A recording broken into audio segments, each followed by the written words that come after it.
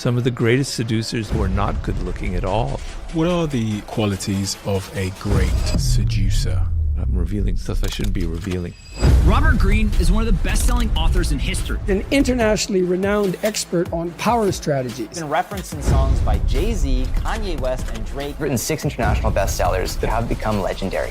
Why did you write a book about seduction? Seduction is a high form of power. People will do what you want without ever even realizing it. Seduction is a mating ritual. You can't just swipe and get it. But because of all the dating apps, if you are able to understand the language of seduction, you're going to have so much more power and success than anybody else. And one thing about words is people can lie, but body language, it doesn't lie. You master that language, you can start deciphering all this people are giving you. It's about psychology and it's about how you carry yourself. If you feel confident, it will naturally radiate through your gestures. But what is real confidence and how does one build it? The confidence comes from... We've talked about the topic of powers, but in 2018 you had a stroke. In that moment, it sounds like your power had been taken from you. The left side of my body is paralyzed, and that was not easy. I've got to find a strategy to deal with all this shit. Please understand that the ability that you have now to run, to walk, to type, it can be taken away from you. It's miserable. Please don't take it for granted.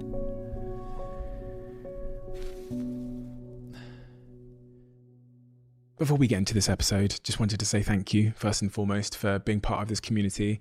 The team here at the Diary of a CEO is now almost 30 people, and that's literally because you watch and you subscribe and you leave comments and you like the videos. That this show's been able to grow, and it's the greatest honor of my life to sit here with these incredible people and just selfishly ask them questions that I'm pondering over or worrying about in my life.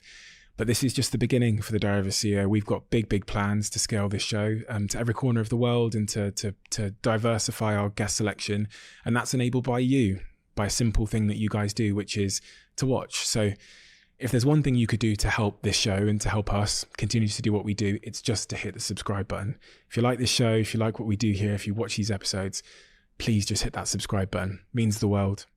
Let's get on with it.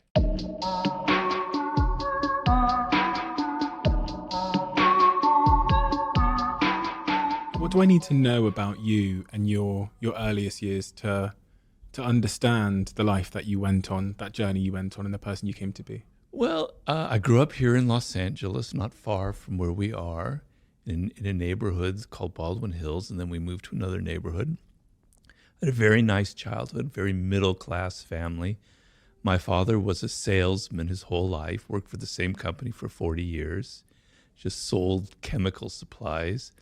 And, you know, my parents kind of left me alone a lot. I was basically, my sister almost kind of raised me in a way. And you know, I had a very nice childhood, kind of left alone, sort of an introvert. Books kind of shaped me. I became an avid reader at an early age. Knew I wanted to be a writer. Got heavily into drugs, I'm afraid, in high school, because that was the time where I went to school and in college. Had some great experiences. I look very fondly back even on my drug experiences, even though they got kind of depressing after a while.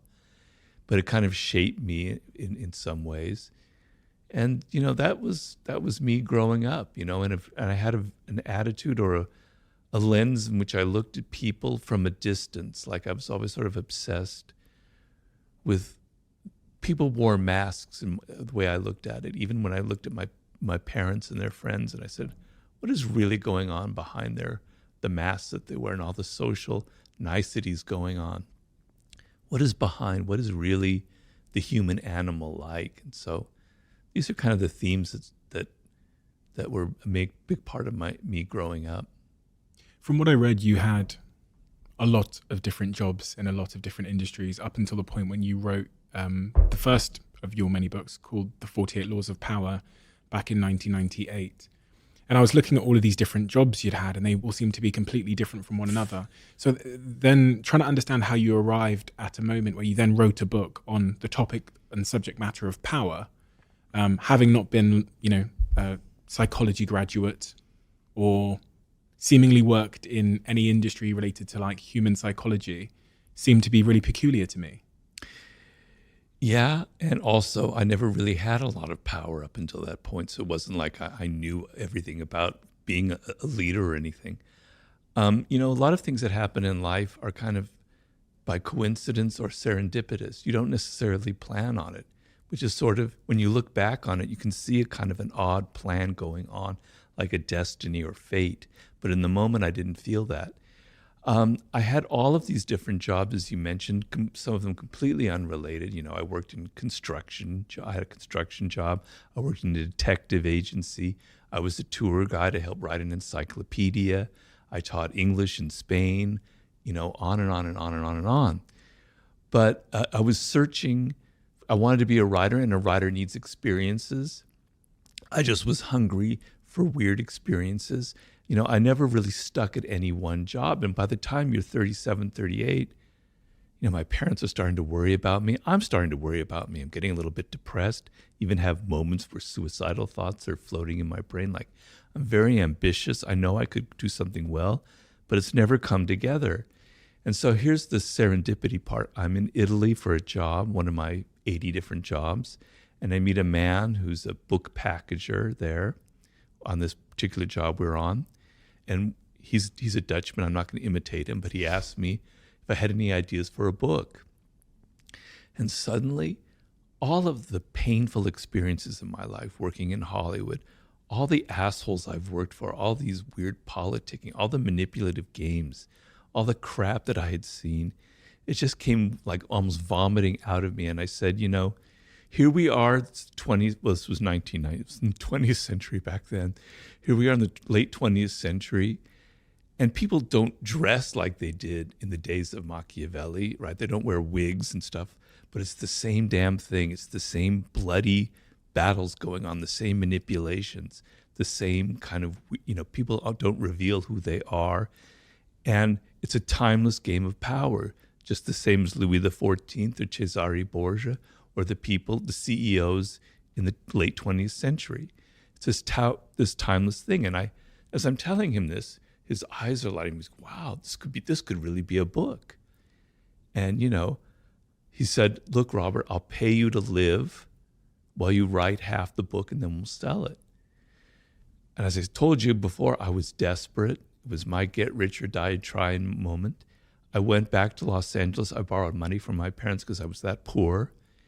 And I wrote a treatment, and he loved it, and the rest is history. That's sort of my long-winded answer to your question. That's so interesting.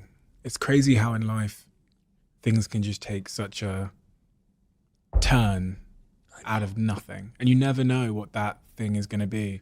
And I mean, you say the rest is history there. Give me an idea of the success of that book, The 48 Laws of Power, because I mean, I've seen it everywhere for as long as I've been looking at books. So quantify the global success of that book. Quantify? Yeah. Well, here in the U.S., it's sold quite a bit over 2 million copies, which is great. The weird thing is it's selling now more than it ever has sold before. In other words, the percentage of books that we're selling here in 2023 is greater than any period before. So it's accelerating, which is insane, and even my English publisher is having the same, is telling me the same stuff. So it's kind of accumulated. It started off a little bit slowly. I mean, we got press, but it became this kind of cult thing. I've had very little publicity in mainstream media, which was big back then. It's not big anymore, thank God. But it was word of mouth. It's like, have you heard about this book? It's kind of dark, blah, blah, blah, blah, blah. It got on a few television shows. There was this show, a reality show with boxers. I think it was called The Contender, in which the finalist held up a copy of the book and said, this book helped me get to where I am now. And it sold like crazy. It got into the hip hop stream, Jay-Z was the first person I ever saw quoting the book in print, in a Playboy interview. And then, 50 Cent and all that, and Drake and all these people, that really kind of set it into the stratosphere. So it's slowly become a bigger and bigger thing. And I had no idea, I thought it was a weird book and it could be successful, but I had no idea the journey I was about to begin. It's weird. That journey of writing this book, have your feelings towards the book evolved or changed over time? Because society moves on, you move on as an individual, as a human, you learn new things, you mature, and then the book is kind of held in time. Not really. My philosophy in life is never look back, regret nothing. You know, it's there. I did it. It came in a particular moment in my life and in the zeitgeist, and things have changed a little bit. But it was a very serious effort to try and get at something timeless. Now, yes, there's a dark side to it, and maybe I've moved on from that. And I did, honestly, when I wrote my fourth book, Mastery, I was a little bit concerned that young people were thinking that the whole game of life is about politics manipulation. So I wrote a book to kind of counter that.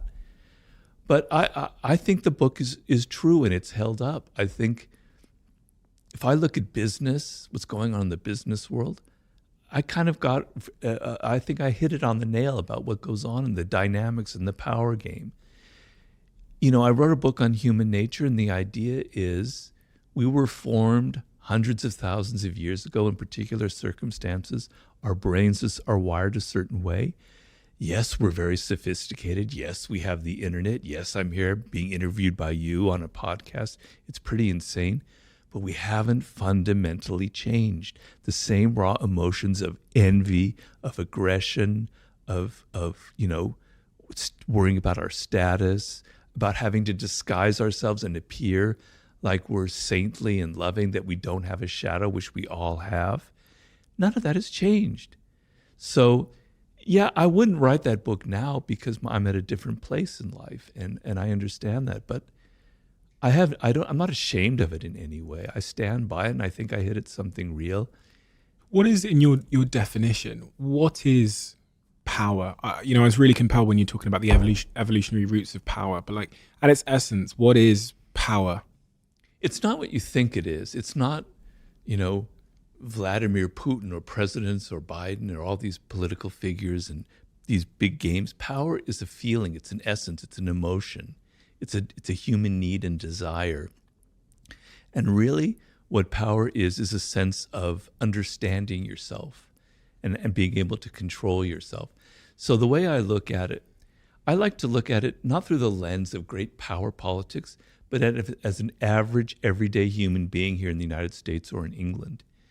The feeling that you have with your children, with your spouse, with your colleagues, the people who work for you, the sense that you have no control, that you can't influence them with your ideas, that you can't get them to maybe, soften some of their ugly behavior if they have that you can't get them interested in helping you with a project or whatever, is the most miserable feeling a human being can have.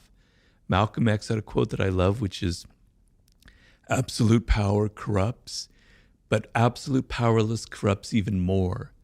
I'm butchering it, but that was the gist of it. The feeling of powerlessness is actually more corrupting than the feeling of having a lot of power. It turns people into being passive aggressive, into playing all kinds of weird games, negative games to get power. You want to feel that you have a degree of control over events in your life, over people, over your future. And that to me is what power is, right?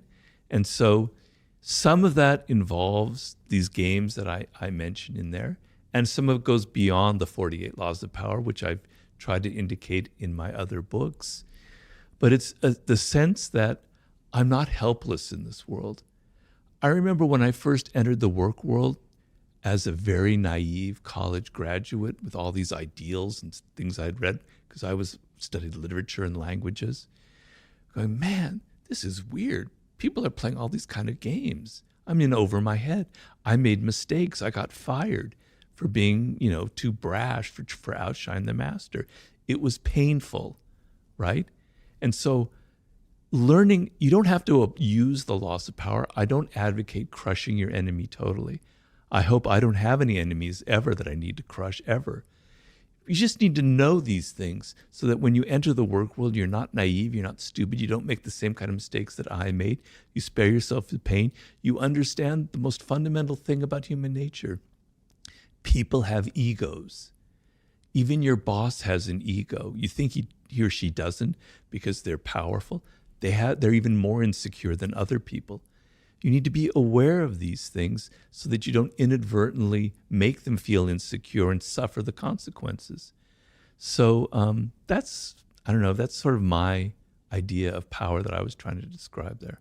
The way you describe it is more of a sort of intrinsic force perception of yourself. When people think of power, they think of having control over others or their influence over others, but you've kind of made it more of a internal force.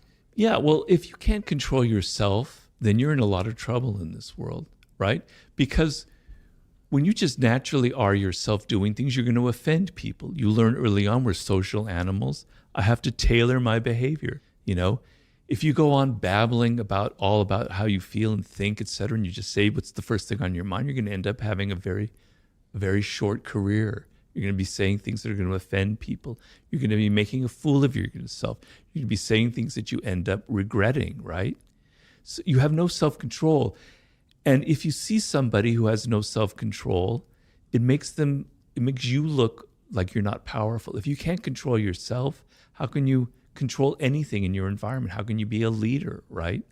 So you have to learn certain things about your nature, about who you are, and not just be anybody. You have to kind of tailor your appearances as well. Because for good or for bad, I'm a believer in looking at the human animal without shame and embarrassment, just as we are, right? And appearances matter. It's the animal part of our nature. We judge people by how they appear, how they dress, their tone of voice, their body language, et cetera, et cetera. It would be, in an ideal world, we wouldn't judge people by appearances. We would just judge them by what's inside of them. Yes, I agree with that. But that we're not ideal. We're not descended from angels. We're descended from primates. So you have to understand that appearances matter. And this is part of the game. And so you have to control your appearances a little bit. You have to tailor it. You have to be a bit of actor in this world, on and on and on. You know, these are things that people don't like to admit about ourselves. We like to think that we're much more idealistic, that these things really don't matter in the end. And I wish it were that way, but it's not. And so I'm a bit more of a realist when it comes to things like that. But yeah. As you were talking about this need to keep up appearances to some degree in order to survive and to fit into the tribes that we form in our lives, it made me think about how many guests I've had on this podcast who work in maybe the entertainment industry or other industries. Yeah. You know, they're famous or whatever, and they report that keeping up appearances had a really detrimental impact on their happiness and their fulfillment in life, because in some cases it meant that they were doing a job as a presenter and had to always be happy when inside they didn't feel that. And maybe the contrast of reality and perception caused them a lot of harm, or they've built a life around things that they're not interested in. I think you touched on some of that in Mastery. Yeah. That's the question I have, which is keeping up appearances and the impact that has on your happiness, i.e. wearing a mask, and happiness. What's the relationship? I talk about it in the 48 Laws of Power, where you have to play this game in life. To me, it's a form of wisdom, which is, it's a wisdom that used to exist like in the 18th century. I read a book that had a big impact on me many years ago called The Fall of Public Man by Richard Sennett, in which he described like cafe life in London in the 18th century or France. And he was saying back then, when you entered the public arena or your cafe, you knew you were an actor. You left the house, you put on a mask, and you had fun. You know, you knew it was like fun. It was play. You know, when you're a child, you like playing games. You like putting on costumes. You like playing your parents or some character you saw on TV. It's part of human nature. We like to play these games. We're role players. We're actors. And he was saying in the 18th century, that was just a given in life, that when you entered the public realm, you knew you were an actor.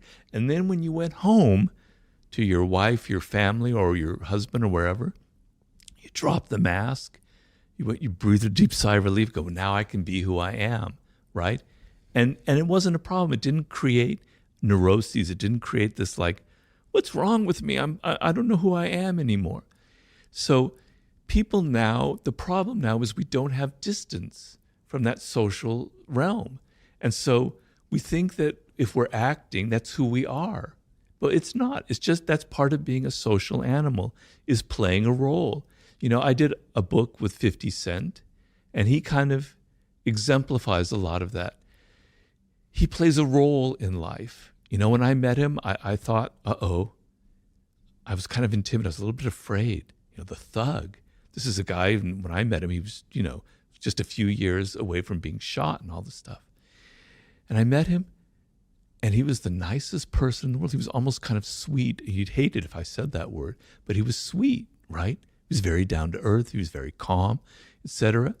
He's playing a role when he goes out and he plays that person, and he knows it. He knows it's like, he doesn't take it seriously, you know? He had this big beef with Kanye West back when I was doing the book with him. And then I met the two of them in Vegas when they were there for the awards. And they were like the best of friends. They were joking. It was just a game they were playing, right? So what I tell people is, we all are actors. Humans are born actors. We learn at a very early age to play that kind of game.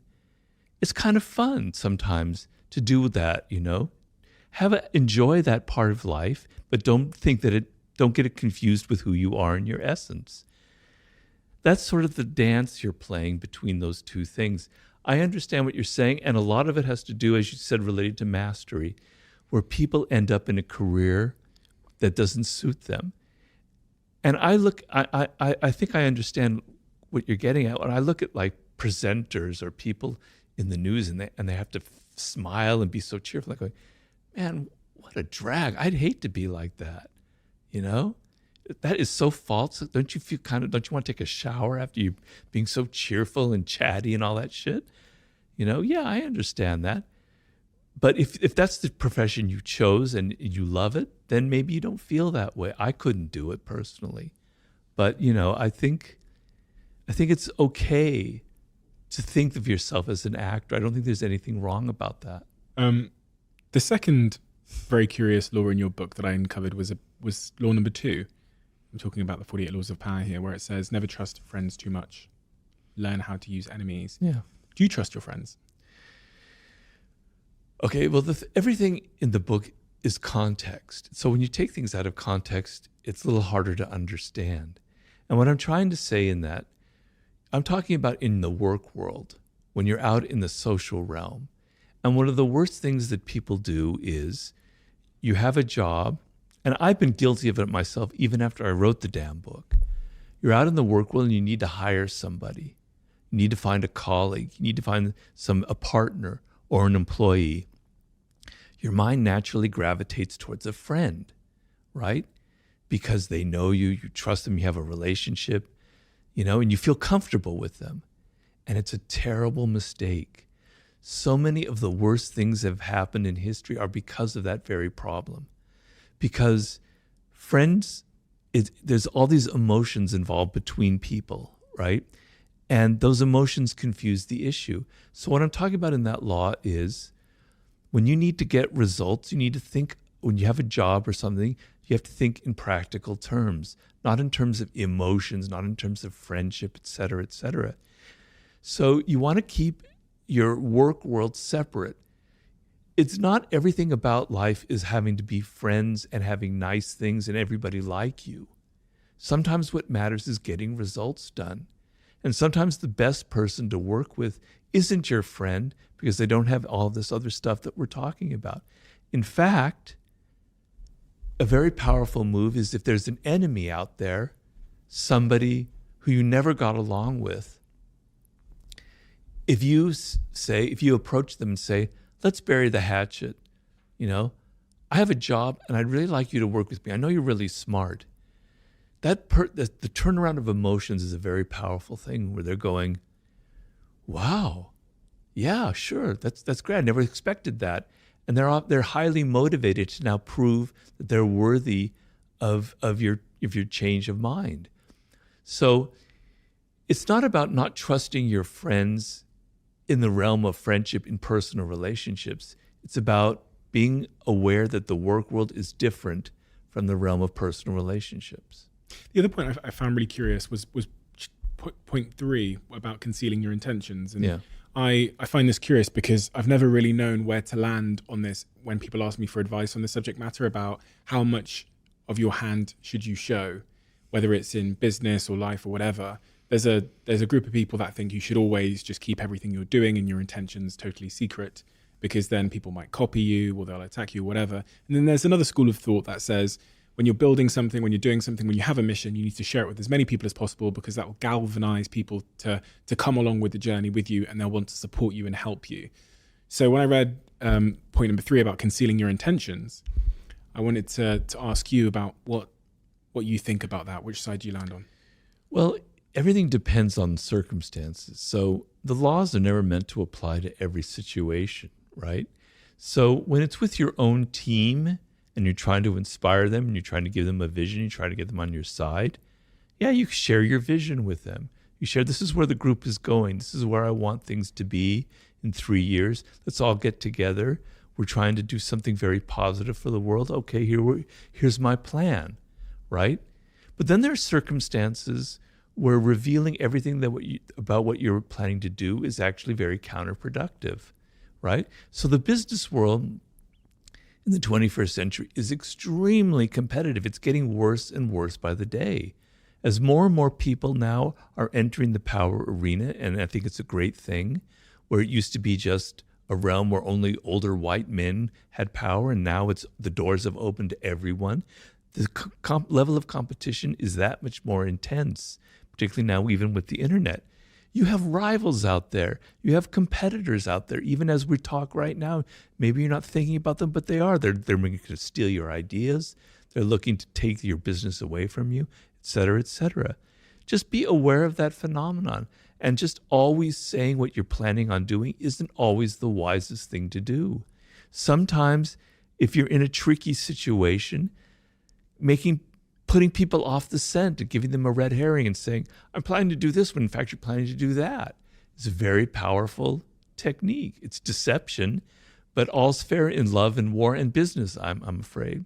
So, there are moments where you don't want to lay all your cards out on the table, right? You want to either create a little bit of mystery so that people don't know what you're going to do next and they're wondering what you're going to do next. And as they're wondering what you're going to do next, they're kind of on their heels a little bit. What's the next thing that Stephen is planning? I don't really know. Wow.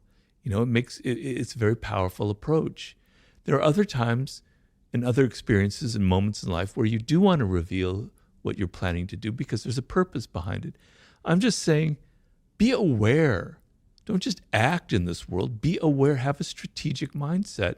Sometimes concealing is what you need to do. Sometimes not concealing is what you need to do. It's funny when we have this conversation about power and the darkness and the shadows that people have in them.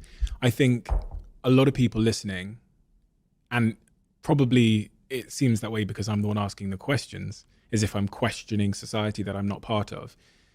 They'll think they might think they don't play these games, right? They might, so that's the question I have is like, have you ever encountered anybody? Do you believe there's anybody out there that doesn't play power games, manipulation, have shadows, have darkness in them?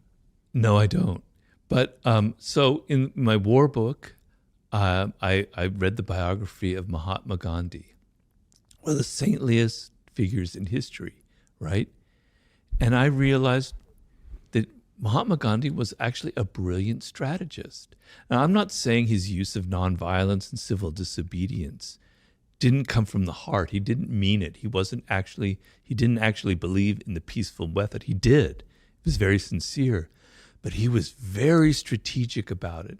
And he planned a campaign, several campaigns like the Salt March in the 1920s, where he knew, for instance, that the English public was very liberal-minded. They had this ideal of themselves as being they weren't colonialists, they weren't imperialists. They were doing the best for the world. And he deliberately had these marches where he knew that they would be reading in their newspaper and seeing photographs of Indian people being beaten up by Englishmen and their Indian officers on the streets of wherever. It would have a terrible impact on the public. He thought in terms of strategy. Okay, so there's Gandhi. Then there's Martin Luther King, who's somebody I wrote about a lot in The Laws of Human Nature. Another great icon whom I admire, who actually was inspired by Gandhi and had campaigns of civil disobedience. And there was a campaign, I believe it was in Montgomery or Selma, I can't remember which one, where he was getting fed up. They weren't getting very far in the civil rights movement. They were reaching a stalemate, and he was getting very frustrated. And an advisor came to him and said, look, we're going to have this massive march, and I can get a lot of elementary school and junior high school students to be on this march because they believe in you and they're very fervent. And I think it would be great. And his advisors go, God, you can't do that. You can't put 13-year-olds at risk. And Martin Luther King thought about it very deeply. He said, no, we're going to go ahead and do it. Because, damn it, I want the American public sitting in there all fat and watching their televisions to see these brutal, Bull Connor, the police chief then. I want to see these children being water hosed and beaten, and it's going to have an incredible impact.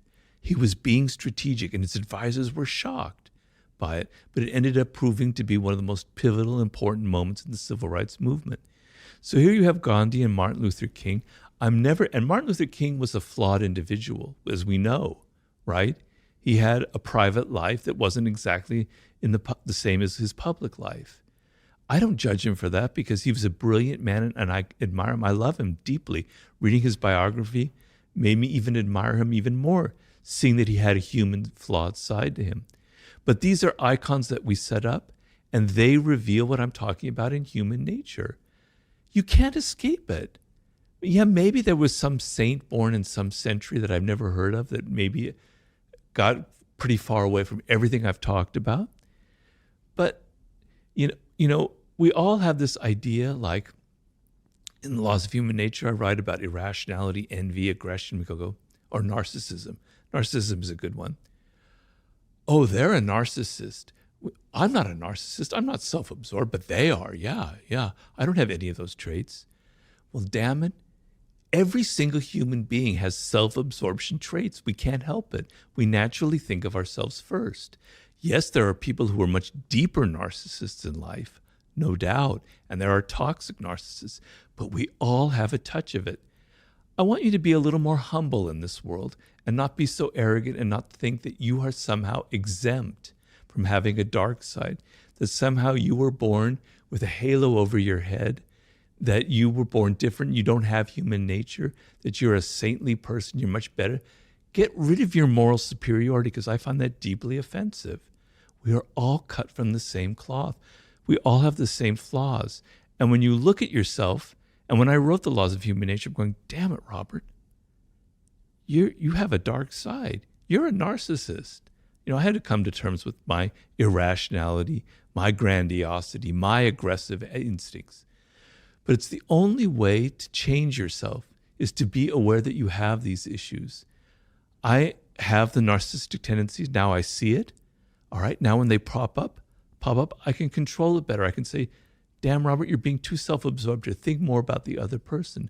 But if you go around in life thinking, I don't have any of these problems, I'm not a narcissist, you're never going to have the awareness to stop the fact that you are actually one.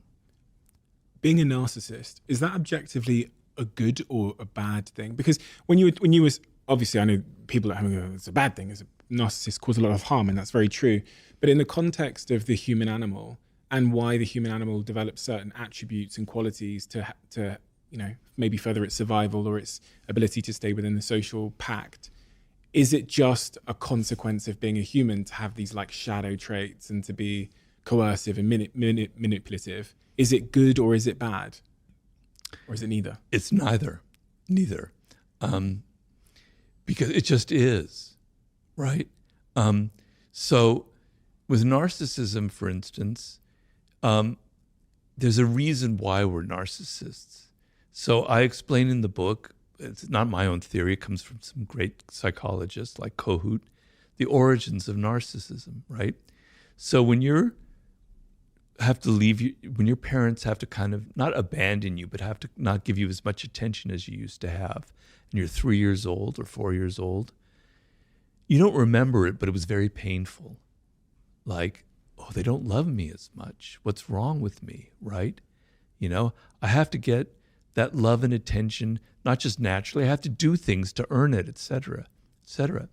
And what happens with a lot of people in that situation when you're a child is, I have to develop I have to be my own mother or father. I have to find a way of loving myself. When something bad happens, I have to retreat inward and go, I'm really not so bad at all. I'm actually a decent person.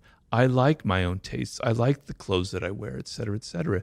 You're developing the shreds of self-esteem, right? And people who never develop that because they were abused or they were abandoned or even if they were suffocated, never develop that self-esteem. And so what happens in life is if you don't develop that and you get older and people attack you and yell at you or criticize you, you can't retreat inward to that self-esteem, that love you have. The only thing you know is to get angry, they call it narcissistic rage, and to yell at people and say, God, get away from me. You're evil, et cetera, et cetera, et cetera, right? And then the other problems evolve where the only way I don't have that inner self-esteem, the only way I can get people to love me is by being incredibly dramatic and overly dramatic, et cetera, et cetera, et cetera, and always making myself the center of attention. That's what creates a deep narcissist. That's their only way of getting the love that they need. So children, we all need that degree of self-esteem, that anchor in our life. So narcissism, self-love, is not a bad thing. But what happens is as you get older, if you go too deep into it, it becomes a problem. And so what I say is you need to take that self-love and that has a good function and turn it outward as much as you can and turn into empathy and love and consideration for other people. That's your task as you get older in life. That's how I approach all of these flaws. You can't run away from them. You can't run away from your shadow, your dark side. You can make it work for you. You can make it positive and productive and healthy. You can become a healthy narcissist, which is a name that I use in the book. You can use your dark side for positive purposes.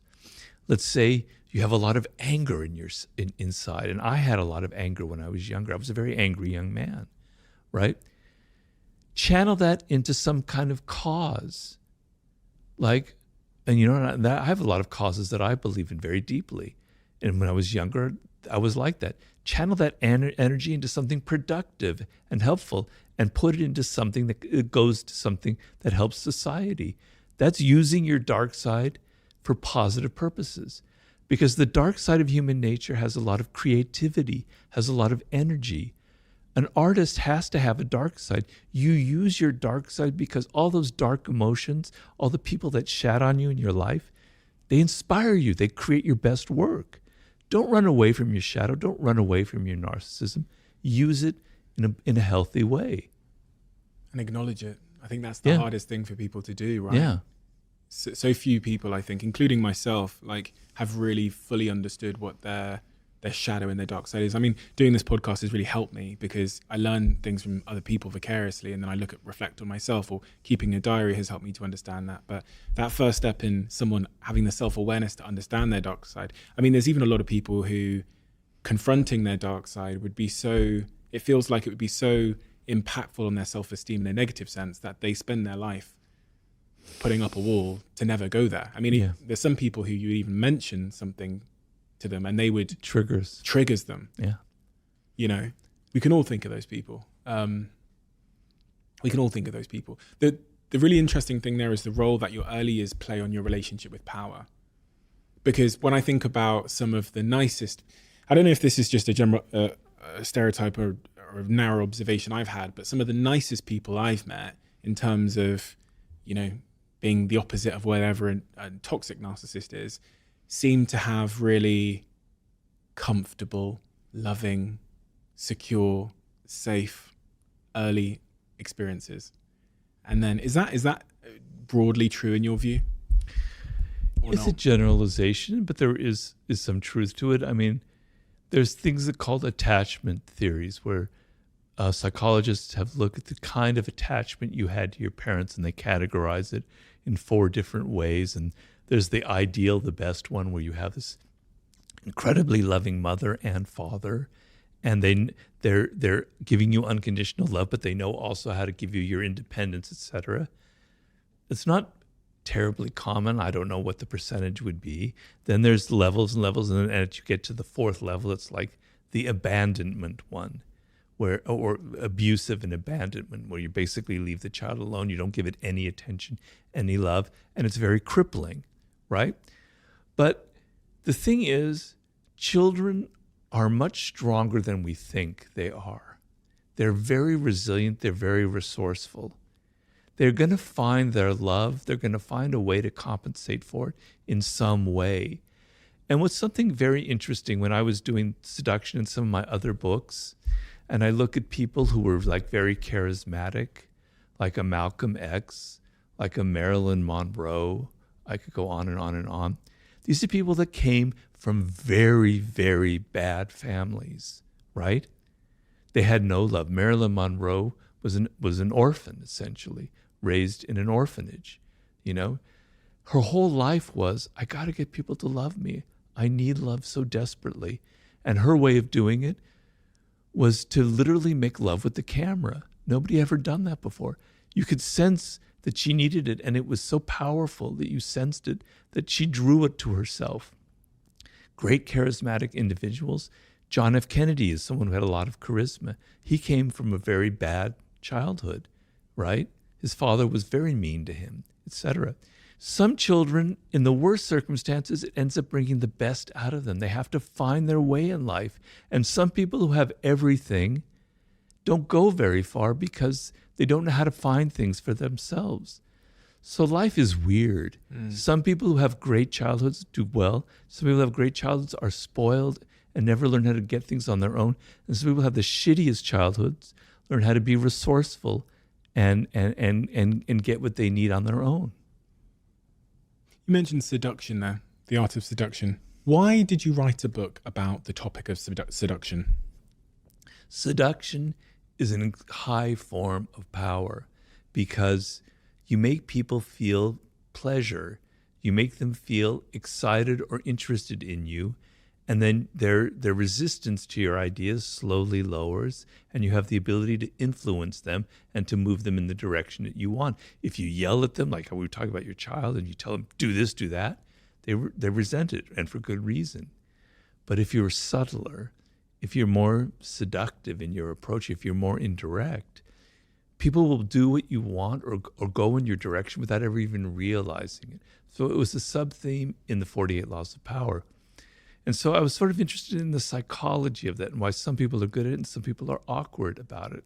So when I finished the 48 Laws of Power, I thought this would be a natural segue, the next book. What are the qualities of a great seducer?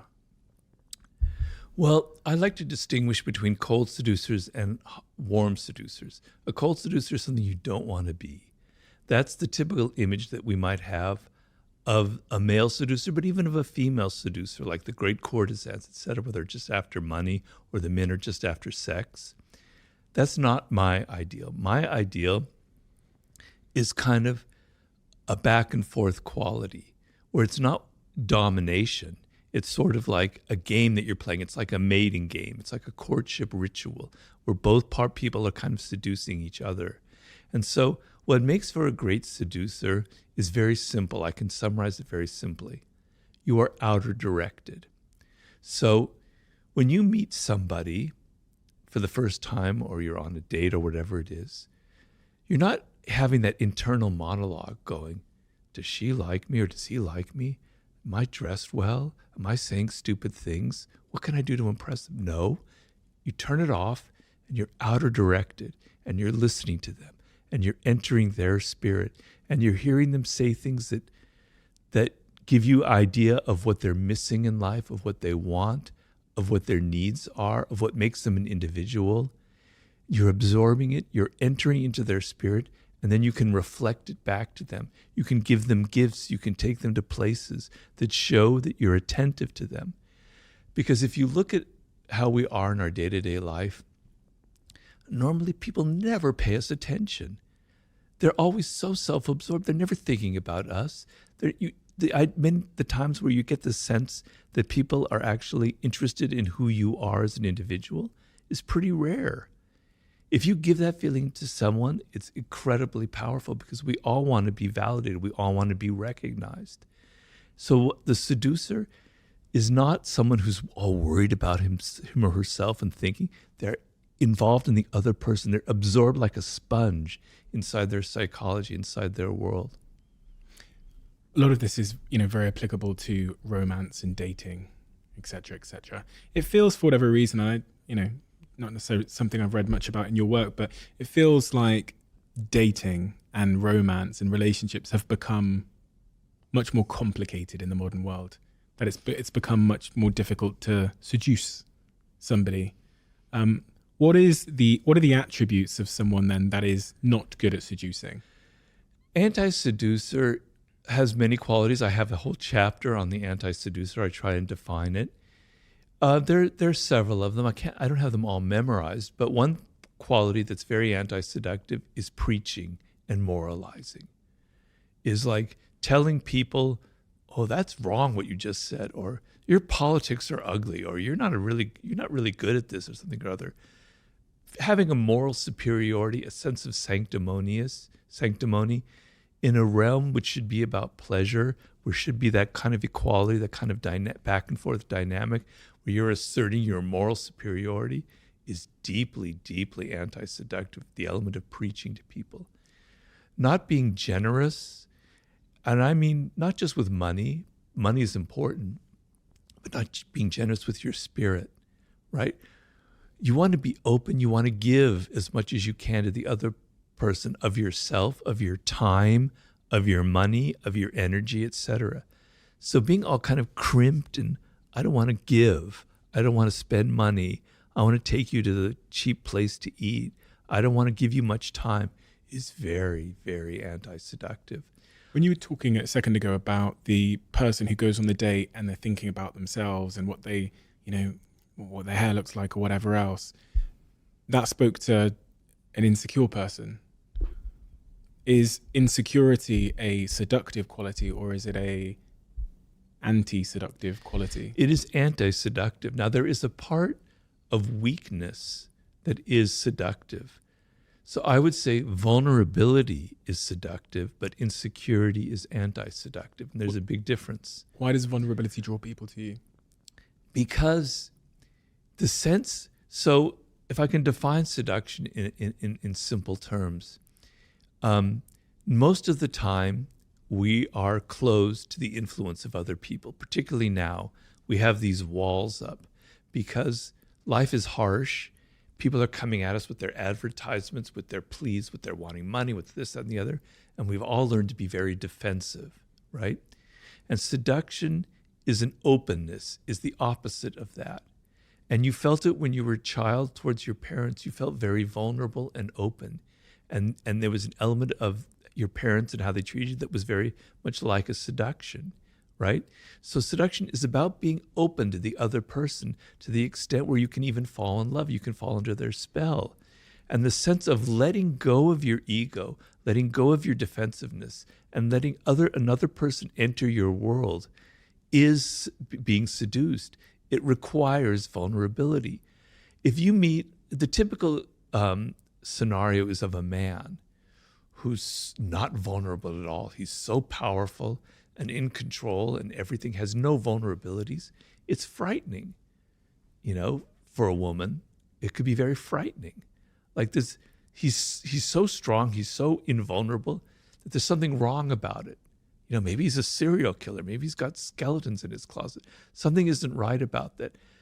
What seduces you about a puppy, about a child, about an animal, is their vulnerability. It makes you want to hug them. It makes you want to help them, right? The sense which if you came upon a tiger that's there and they don't need that, well, that's not seductive. I mean, on your screen it is, but if they're there in your living room, that's not seductive. But that puppy is, right? Vulnerability, the sense that somebody needs protection or help, brings out qualities in us that we don't normally have that I think allow for seduction. So that is being vulnerable. That is, I can be influenced by that other person. I am open to their spirit, right? That's being vulnerable. The word vulnerable, I hate to sound like a professor here, so excuse me, in seduction, comes from the root of it means a wound, vulnus. So you have a wound inside of you and you need healing. And the other person naturally wants to help you, right? But being insecure is means I'm so self-absorbed, I'm so worried about myself that I can't get out of it. And we've all had that experience. When you meet somebody and you can sense, you can smell their insecurity in them. I'm not judging them because we all have insecurities. It makes you feel insecure. It makes you feel a little bit awkward. Whereas if you meet someone who's not like that, who's confident, etc., it brings out that quality in you. So if you're on a date and there's someone you smell that kind of insecurity, it makes you awkward and insecure. It creates a kind of a problem. So that would be the difference between the two. There's going to be a lot of people listening to this that are single and ready to mingle. What advice would you give them in terms of being great at dating? You've talked about the importance of vulnerability there and how that kind of forms connection between humans in a very innate way. What else is great dating advice for the single people out there? Well, the thing is, okay, there's several things. So first of all, we live in a culture where people think you shouldn't have to put effort into something like love and romance. You should just be who you are, man. I don't have to put on a role. I don't have to play a game. That's manipulative, blah, blah, blah, blah. No, I'm sorry.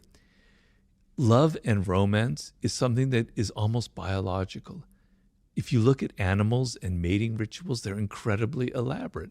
Seduction is a mating ritual. And so the worst thing you can feel is that this person isn't putting any effort into something. Let's just say it's from the woman's point of view. This man, he just shows up wearing jeans and his usual sloppy outfit. He doesn't comb his hair, et cetera, et cetera, et cetera. He takes me to the pub for dinner on our first date. You know, he's not thinking about me. He's not willing to put any effort into it. If he's not willing to put any effort into it, what's it going to be like 3 months down the line when he completely takes me for granted, which is what happens in a relationship? Am I not important enough, right? Whereas the ability to have a little bit of effort, to think of it as kind of theater and drama, and that there's nothing evil about it. So I'm going to dress nicely. I just have to be fancy. It's just that I'm going to put some effort into how I look. I'm going to take her to a place that I'm not talking about candle lights and roses and that kind of crap. You can be creative. It can be somewhere that's scuzzy, that's on the wrong side of town, but it's different and it's appealing to, and you put some thought into it. There's a reason you're taking her there, right? I have a friend who went on a date and she came back from the date and was complaining because the person that she went on that first date with was took her to a spot where he had an available valid discount code for like 2 to 1. And talk about anti-seduction. There you go. Why is that anti-seductive? In that case, one might say that male is being, economically savvy, financially savvy. If you're not able to let go of your kind of tightness when it comes to a woman, then something's wrong with you, man. Just let go. Spend some extra money. Spend the extra 10 quid that you might need to spend on taking her to someplace different. But it signals a kind of cheapness. And it's not about money. It's about a cheapness in your spirit, right? She's not worth, letting go. Okay, maybe you don't have that much, but my God, you have enough. It's not going to if you're that poor, then okay, maybe. But probably not. You can afford it. Show that it means something to you. Seduction is a language. It's not a language of words. It's a language of gestures that we're paying attention to. We're paying attention to people's body language. We're paying attention to their actions, to the things that they never say. So when you signal that discounts are so important to you that even on the first date you have to have a discount, you're signaling that there's something tight about you in your nature, and it's not very pleasant. From doing this podcast and speaking about topics like love and sex and dating and, dating apps even, one of the comments I saw quite frequently was from young men who are struggling to seduce a woman, or vice versa. Specifically young men that, and then I read some stats. I think Scott Galloway came on the podcast and talked about how, I'm going to butcher these numbers, but a staggering amount of men young men haven't had sex in the last 12 months. And then when I looked at the comments section, specifically on YouTube, I kind of saw that energy reflected, where it looked like young men in particular were struggling to seduce a mate, a partner in the modern world. Is that real in your view? Is there something that has changed in society? Has that always been the case?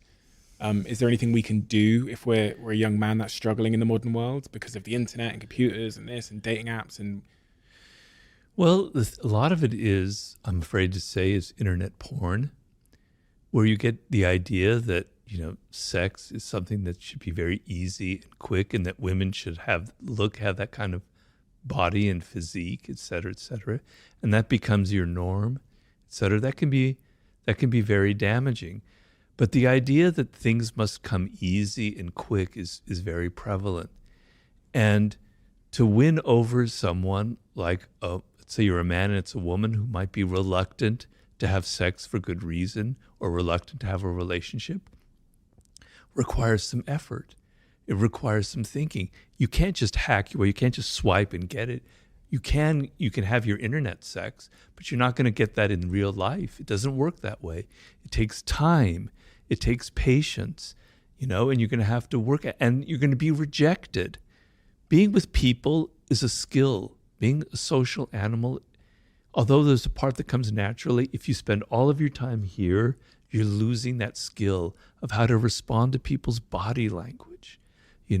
Half of the thing is you're sitting in a bar opposite, let's say it's a woman, and how she crosses her legs, how she sips her drink, how she looks at you, how she touches her hair. She's signaling things. It's a language. It's a beautiful language, right? You have to learn it, and you're not going to learn it here because you can't. You have to be in person. It has to be skin to skin. You have to get a feel for what other people are thinking and feeling. And we're actually really, really good at that. That's what makes us human. It's called mirror neurons. I can sense what's going on in your mind. I can read your body language. You have to get out in the world, and you have to put yourself physically out there and try and have rejection. And I know it sounds awful, but it is a skill in a way where you're learning how to understand and deal with people and understand who they are and get inside their spirit. It takes time and effort and patience. So for young men, you have to realize that, right? If you think everything has to be easy and quick, it's never going to work for you. And I talk about the Hollywood actor Errol Flynn, who is perhaps numerically the greatest male seducer ever, because it's estimated that he had seduced close to 3,000 women, and he died when he was 50. And if I did the math one day, I go, how can that possibly be? And I tried to research what was his secret, and it was hard to find out. Finally, I found a book written by a woman whom he had seduced, another actress, and she said he was so relaxed and so comfortable. It was like an animal type thing. And then when I would sit with him, it was almost as if I had drunk 2 martinis just sitting next to him. His comfort and his security and his confidence, his relaxed attitude, it just made me drunk.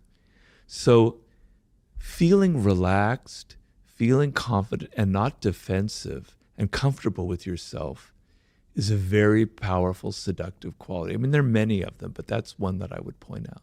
Have you ever figured out what builds confidence? You earlier on, you were talking about how children need to experience things firsthand. You can't just tell them. You can't just tell someone, for example, to be confident. Preaching doesn't seem to work. What is it in your view that does build that true? You also can't fake confidence. No. I remember, I tell you, we talked about rejection a second ago. I was rejected by pretty much every girl that I was pursuing between the ages of 16 and I'd say 22. Really? Yeah, do you know what it was? I was faking confidence. It all changed when I was actually had a sense of security in myself. Right. But in the period where I was like faking confidence, I was pretending I was confident. It was like they just could read past it. That's almost how I look back on the situation. So I came to learn that you can't fake confidence. You can't pretend to be it, because there's so many sort of micro expressions that end up reading more like insecurity than confidence. But what is real confidence, and how does one build it in your view? Well, you've kind of answered your own question there in a way. So, fake confidence is like bravado, right? And you're putting on an act. And particularly women who've had to deal with this for, millennia, they can smell it, they can sense it. They don't have to, it's not in your words, it's the body language, et cetera, et cetera. Real confidence comes from actual actions, from your actual things you've accomplished, right? So, when you're 22, 21, it's hard to have that confidence, because what is it based on? Maybe it's based, maybe you're really good looking if you happen to have that good fortune and you can feel confident about that and you don't have to try so hard. All right, maybe that might work. Or maybe you're really good at sports, or maybe you're a really good dancer, or you're a really great singer, but it's based on something real. You have a skill. You have something that separates you. You have something that you can do, that you can accomplish. Because when you're 21, it's hard to have those. I look back on myself when I was that age. I had nothing. No wonder I got rejected, So it comes from what you do in life, okay? The finest sense of confidence is actually creating things and having success and meeting goals and achieving things and having a record of that, and maybe what goes with that is having some money, but it's not necessarily, because you don't have to have a lot of money, and you don't have to be good looking to seduce. That's a myth that I try to explode in The Art of Seduction. Some of the greatest seducers, male and female, were not good looking at all. It's about psychology, and it's about how you carry yourself. But the confidence comes from actually what you can do, not how you feel or what you say. Well, it is how you feel, but the feeling is based on things that you actually can do, skills that you have that separate you, that make you feel really confident, So Body language. Yeah, I find it fascinating that, there's quotes and things that say 80% of our communication is nonverbal, et cetera, et cetera. Body language is so interesting to me because, again, I think that's one of the things that it's just impossibly hard to fake. I was reading, a couple of books on, there was a phase when I was, 20, probably just after being rejected all the time, when I was maybe 22, where I started reading books from pickup artists, and they would obsess on the topic of body language. And one of the things they'd say is, and I was explaining this to my girlfriend a couple of weeks ago, that when a man is lower confidence and when he's desperate, he does this thing called pecking in a nightclub, where he'll lean in and shout in your ear. And when he's higher confidence, he kind of leans out and he'll wait for you to lean in. Small things like that, subtleties like that intuitively we're reading and understanding and communicating and etc. But someone that doesn't have the confidence probably isn't even aware that they do. So when I reflect on my rejection phase, I think, gosh, my body language must have been exuding desperation and low status and low value, low self-esteem. What's your thoughts on body language? And well, in my last book, Human Nature, I wrote a whole chapter on it. I quoted the figure 95%, but who knows what it really is. The thing it is that we evolved for hundreds of thousands of years before language existed, right? And our earliest ancestors depended on the group for their survival and getting along, and their powers came from observing other people and their body language. You could read it. So it's a skill that's wired into us, wired into our brains. It's a very unique skill that we humans have. It's just that you don't learn that. When you're a child, when you're 2 years old, you have it because your life depends on it. You have to see if your mother is loving you, or your father is kind to you, because if not, you could be abandoned. Your life depends on it. You're great at reading that, and children are incredibly adept at picking up body language. So if someone is fake, if someone's an imposter, they hate being around children because children see through you, like radar, right? Because they're so attuned to it. You had that skill when you were very young, but you lost it because you became so oriented with words and you became so self-absorbed that you're not paying attention. But it's extremely important, right? So the whole body is involved in it. So you've got to first stop thinking about people's words so much. Because the one thing about words, unfortunately, is people can lie. They can say whatever they want. They can say, I love your screenplay. That was fantastic. You were great in that movie. I thought you were great, et cetera, et cetera. They can say anything to please, to flatter, to cajole you.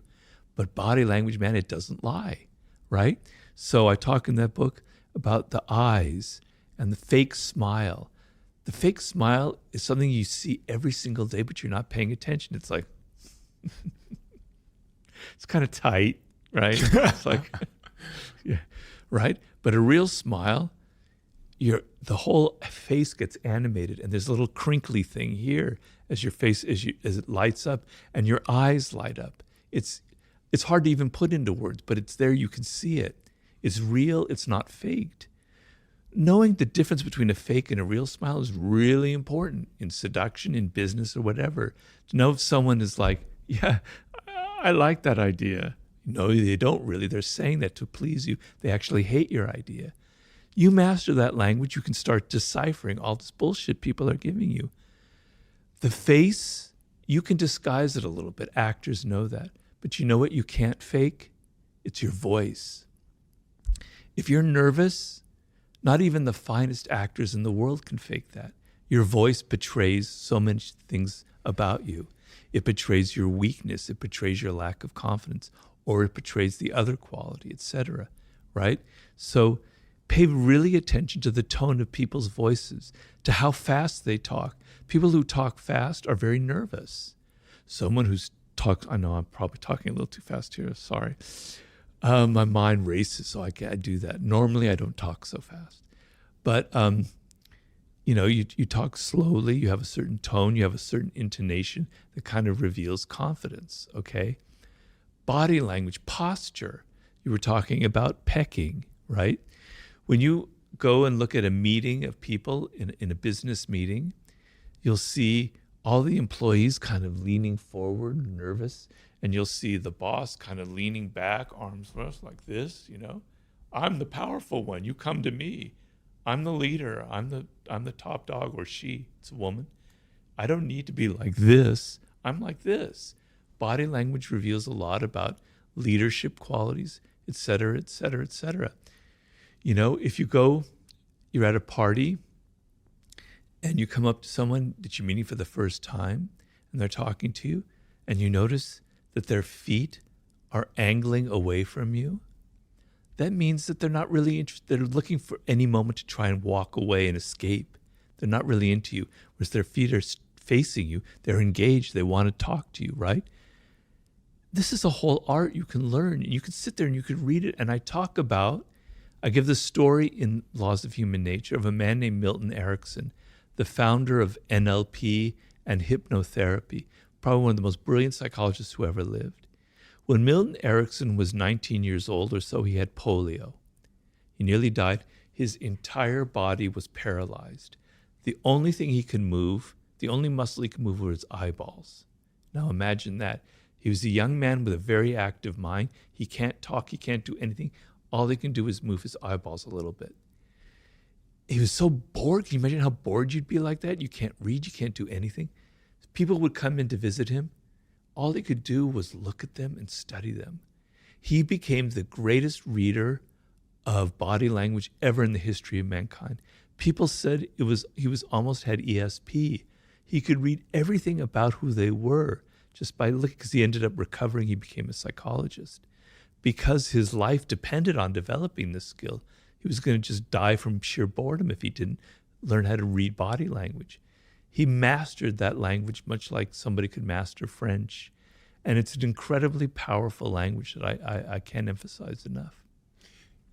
You know, we can go about learning the language of body language, and I'm sure that will help, but it's such a complex, there's like a thousand things with my body language at all times, like how I'm speaking, my eyeballs, where I'm looking, my posture, my arms, like am I crossing my arms, am I crossing my legs, all of these things. So the challenge of mastering all of that feels a little bit overwhelming. Am I right in assuming the easier challenge to master is in fact just like my sense of self? Very well put. Because, if you feel confident, if you feel secure, if you're not all inward and insecure and worried about yourself, it will naturally radiate through your gestures. Yeah. You don't have to sit there and pay attention to your fingers, your arm, your ears, your eyes. It's just there. It's natural. So yeah, that is the solution. So the two parts of the game, it's your own body language. Be aware that people are judging you for that, right? And you can't, as you say, be monitoring everything or you'll drive yourself crazy and you'll look very weird, right? So the best solution is to feel these certain things that are going to radiate and to not give the fake smile, but when you're really happy, to just show it and show your emotion that way.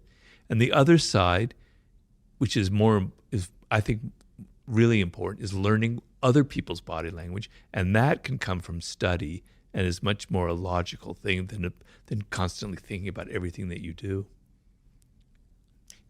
Your next book that I have here, Mastery. Why did you write a book called Mastery? Well, to be honest with you, it came, the idea for it was in around the year 2010, 2009. I was getting a little worried that people who were reading my books, particularly young men, who were reading Power and Seduction, they were thinking, that's all I need in life, man. I just need to be a manipulator. I just need to play political games. That's what success is all about. And I was worried that, if you don't understand how to make something, what's going to be the future of mankind? Are bridges just going to fall down? Are hotels going to collapse? People don't know how to make things anymore. We don't know how to use our hands anymore, right? So being able to be good with people is extremely important as a social animal. But perhaps higher up in the hierarchy is being able to do things, to be able to have great skill and to be able to create something and know how to master a subject and to, build something that can last. That's really important. And I'm feeling like because young people, this is back in 2010, imagine now, have this idea that everything comes quick and easy because you can click, click, click and things come to you, that everything in life should be that way, that we're becoming alienated from the human brain and how the human brain operates, because the human brain requires time. If you know how the human brain operates, we have what are called neural pathways. And every time you repeat something, a neural pathway is created and strengthened and strengthened and strengthened. It's why we get addicted to things, but it's also why we develop skill. So if I'm sitting there shooting free throws day in and day out and day out, my brain is wiring it, it's learning that motor skill, that hand-mind thing, and it's getting better and better and better at it. It takes time, it takes repetition to build those pathways. And I explain in Mastery that you reach the proverbial 10,000 hours, which some people dispute nowadays. So it's just a number. It's not a fact. You've spent so long learning something that there's so many pathways. It's like this amazing inner landscape with all these connections going on in your brain. And now you can be creative. Now you can come up with things that nobody's ever thought of. You can play chess on a higher level. You can be Pele on soccer or Lionel Messi making passes that no one had ever seen before because you're not having to think, right? You don't have to think anymore. Your body just does what it wants. Imagine 20,000 hours, which is possible, just people sometimes attain in certain fields. You're almost like a genius. You're almost like superhuman, right? If you're someone who's so logged into the internet, to getting things instantly, you can't get past 100 hours, let alone 10,000. You're never going to develop skill, and you're going to find life really, really difficult for you.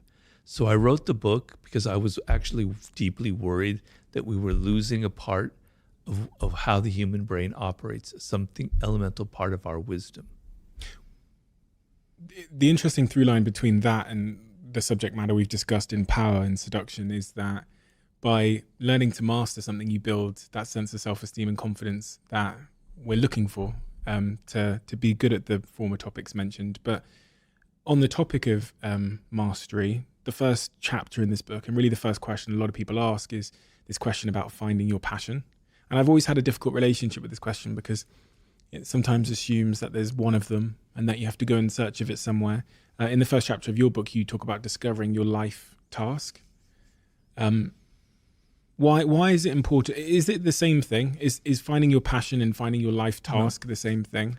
No, I just recorded this yesterday on my own podcast. I went on a rant about how it's not about passion. It's not about finding your passion. I actually don't like that word passion. It kind of makes me cringe because if you think about it, passion, to succeed at anything requires time and effort and boredom and tedium. So let's just say a simple example. You're learning to play the piano. When you first sit down at the piano, you have to play these really insipid tunes. It's so boring. You have to learn, I forget what they call it, finger exercises and scales. On any instrument, you have to learn scales, etc. It's tedious, man. If you think it's got to be passion, forget it. You're never going to get far. The thrill comes after a year of playing the piano, and you get better at it, and better, and now it starts becoming fun. Then 10 years, it's more fun. Then 20 years, it's fantastic. I'm not trying to name drop here, but the other night I had dinner with Stevie Wonder. It was the most amazing thing I ever seen. He's absolutely, I wish I had interviewed him for my book. Speaking of genius, and he's blind, obviously, everybody knows. But I was watching him, he performed for us. We were there with a group of friends at his recording studio. I was watching him play the piano, and he's blind, right? And he's improvising. And it's just absolutely brilliant and amazing. And as I'm seeing this, I'm thinking, I could see the thousands of hours he's been putting in just touching these keyboards and knowing where the keys are. It was just mind blowing how amazing it was. That is the power that the human brain naturally has through hours and hours and hours of effort. That's how it works. So, he didn't get there because it was passion. He got there because he was a child prodigy. At the age of 11, he was signed to a contract with Motown Records, right? He was playing that as he was a kid, hour after hour after hour after hour. He had a love for the piano, but it wasn't like every time he sat down, it had to be passionate about it. He had the patience to put up with all of the boring stuff, okay? So you want to discover what you were meant to, what you have a connection to, what you have a love for, right? When you're a child, hopefully, or when you're 18 or 19 or 20, that's the best time to discover it, all right? You decide, and it doesn't have to be something highfalutin or worth, like intellectual. You could be great with your hands. You could be great with your body. You could be great with images and visuals. You could be great with words. You could be great in many different areas, okay? They're all equal. They're all great. You as a child are naturally, so there's a book I always recommend for people called The 5 Frames of Mind by Howard Gardner, in which he talks about the 5 forms of intelligence that humans have.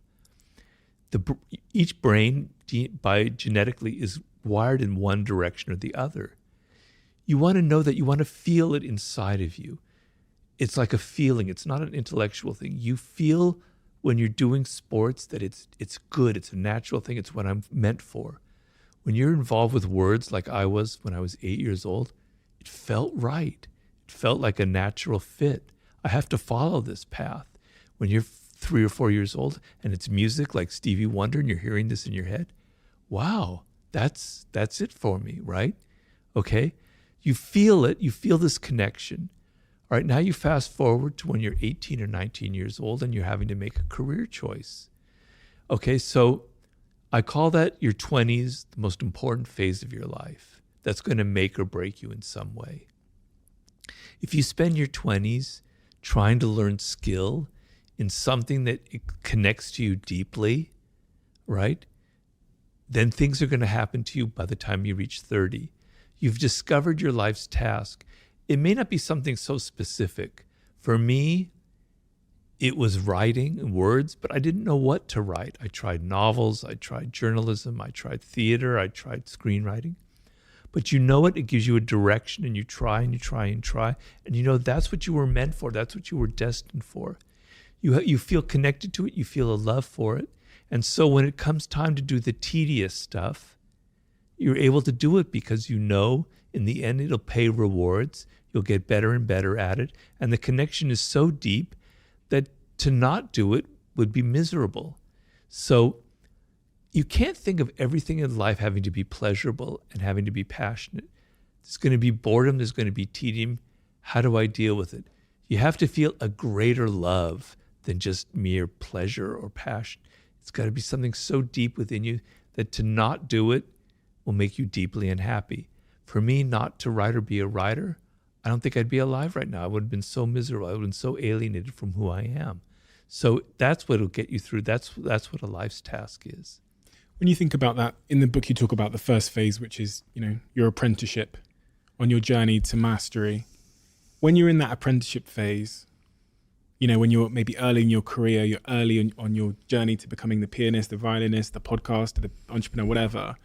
What are the most important things to be selecting for as it relates to the job you take, the people you're around, that kind of thing? Like if there's a 23-year-old listening to this that is an apprentice at a floristry shop making bouquets of flower, and they're being offered 5 different jobs in the industry of floristry, which one should they be looking at if they're in the early steps of their apprenticeship? Very easy question to answer. Thank you. You want to look for the job that offers you the most possibilities of learning.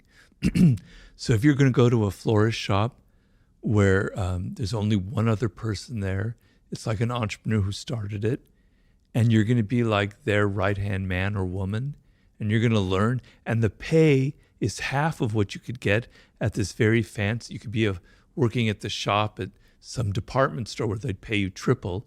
Take the job that pays 1/3, where you're going to learn the most. You're going to learn about the business. You're going to learn from the ground up. And, there's going to be a level of excitement where, we might not survive another few months. We've got to work hard. We've got to be motivated. We're all on the same page here. A lot of people, when they're 23, they grab the job with the biggest paycheck. And that's a mistake, because if you go to like a large firm, you're kind of lost. You don't have as much responsibility. You suddenly have to deal with all the political games, the 48 laws of power. You're not paying attention. You're not developing skills as much. You don't have as much responsibility. Take the job that has 1/2 the salary, but you're responsible. You're going to be learning, and it's up to you. That's the most important thing you can do when you're at that point in your life. You say there's 3 steps in that apprenticeship. Deep observation. Is that what you mean when you say deep observation? You mean like being able to observe the job happening, or do you mean something else? Well, it means that. It also means, so most people when they start a job, their first impulse is, I've got to impress people. I've got to make them like me. That's that inward direction that's so deadly in seduction and it's deadly in life. You want to be outer directed. You want to observe the codes and conventions of your field, the social codes, what's acceptable behavior, what's not acceptable behavior, the skills involved, the various heuristics, the various things that you have to learn that create skill. You want to be a sponge absorbing what's going on around you. What are the things you need to learn? What are the valuable skills? What are the things that aren't valuable? Who are the people you need to avoid? Who are the people you need to emulate? You're a laser. You're just observing everything around you and not worried about yourself. That's that's deep observation. You talked about skill there. It's all well and good seeing skills and knowing which skills are important, but acquiring those skills is point number 2 when you're in that apprenticeship phase in life, skills acquisition. And this kind of goes to what you were saying with the working in a florist shop next to the entrepreneur. You're going to be hands-on, you're going to be doing, which is also goes to what you said earlier about parents and children, like putting them in situations where they get to do stuff. Yeah. A lot of jobs don't offer that. A lot of jobs don't offer the difficulty, the challenge, right? How important is that? Well, we call it learning by doing. And you see, some things play into how the human brain operates. That's what you want. I give the image in the introduction to mastery, that pardon the alliteration here, but the brain has a grain to it. You want to work with that grain. You don't want to work against the grain because it's counterproductive. And one of the grains of the brain, is learning by doing. When, flashback 300,000 years ago, and we're sitting there, we're making tools out of bones, out of wood, etc. The way the skill was passed on to other people and didn't die with one generation was you watched this person making the tool, and then you watched them and you learned and you imitated them. Flash forward to the medieval period in Europe, where they had apprenticeship schools, 7 years, you're learning masonry, you're learning carpentry, you're learning whatever. For 7 years, you're sitting there watching somebody make things and you're doing it. That's how the brain operates. You learn by doing, not by thinking, oh, this is how things are fitted in mortar, with mortars, et cetera, et cetera. No, I'm doing it with my hands. The brain and the hand have the most connection of any part of our body because so much of our power as a species depended on our hands. We don't have much of that anymore, but learning by doing things with your hands or making things is how the brain is wired. So you want to go with that grain. So you want to do things, you want to make things, you want to be learning through action, not through just a lot of talk and, As you might know, the show's now sponsored by Airbnb. I can't count how many times Airbnbs have saved me when I'm traveling around the world. Whether it's, recently when I went to the jungle in Bali, or whether it's when I'm staying here in the UK or going to business in America. But I can also think of so many times where I've stayed in a host's place on Airbnb and I've been sat there wondering, could my place be an Airbnb as well? And if it could be, how much could I earn? It turns out you could be sitting on an Airbnb gold mine without even knowing about it. Maybe you have a spare room in your house that friends stay from time to time. You could Airbnb that space and make a significant amount of money instead of letting it stay empty. That in-law, that guest house, that annex where your parents sometimes stay, you could Airbnb that and make some extra income for yourself. Whether you could just use some extra money to cover some bills or for something a little bit more fun, your home might be worth a little bit more than you think. And you can find out the answer to that question by going to airbnb.co.uk/host. One of the things that you referenced at the start of this conversation, I think maybe even off camera, was in 2018 you had a stroke. And that changed your life in a very fundamental way. Can you tell me what happened and how it changed you? Well, it was a terrifying experience. I was in a coma. I emerged from it, and suddenly, I'm somebody who's very physical. Sports was a huge part of my life. I would swim very long distances. I love mountain biking. I was doing all kinds of hiking. It was extremely important to me. Every single day I did something physical to take my mind off things. Suddenly it's taken away from me. The left side of my body is basically paralyzed. I have no control over it. To this day, I still have problems with it. Can't swim, can't mountain bike, can't hike, right? I can't take my mind, I can't think while I'm taking a hike. I can't type. For a writer, that's not much fun. I had to deal with crap that I've never had to deal with in my life. I had a pretty easy time compared to this. I had to learn new life skills when I'm already 62 years old, That isn't easy stuff. I don't want to whine or complain because people deal with worse stuff all the time. A lot of people get cancer, etc. But it's this, anybody who's had a stroke knows what I'm talking about. It's very hard because you can practice and practice and practice and practice hours and hours of therapy. I do over an hour of therapy every day, and you hardly notice any results. The frustration, it takes you 10 minutes to tie your shoes. You can't button your thing. You have to get other people to do that. It's hard to cut food. You have to be patient. You have to accept this. You have to find another way of loving your life, of accepting these things that you took for granted before. And I tell people, I look out my window now where I'm writing and I see people walking their dog And I put myself in their shoes and I go, God, that must be so great just to walk your dog down the street. What a pleasurable thing. They don't realize it. You take it for granted now. Please don't take it for granted. Understand that the ability that you have now to run, to walk your dog, to swim, to type, it can be taken away from you. And just appreciate your life for what you have, because the things that I love were taken away from me and I wish they hadn't been. So I've had to adjust myself. You know, when something like that happens in life, when you are the victim of a tragedy or instance or circumstance or something that happens, there's often a degree of unfairness surrounding it. And when I read about that incident in 2018, I read that it was a bee sting that caused a clot that caused the stroke.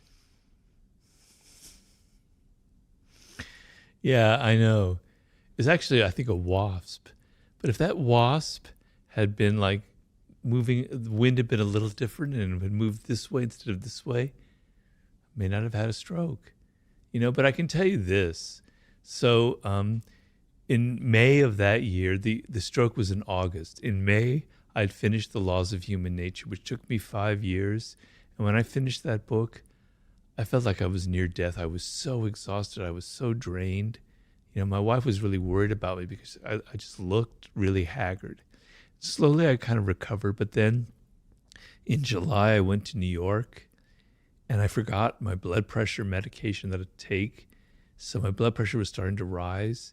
And then I came back to LA and I walked in this park and the wasp stung me here. And my whole chest turned red and it was like the most unbearable feeling. So I went to the hospital. They gave me this drug called prednisone to relieve the itching. Prednisone increases your blood pressure. And so when I ended up having the stroke, the blood clot, it was right where the wasp sting was. So the neurologist said, probably all this cholesterol was released from that from that wasp sting here.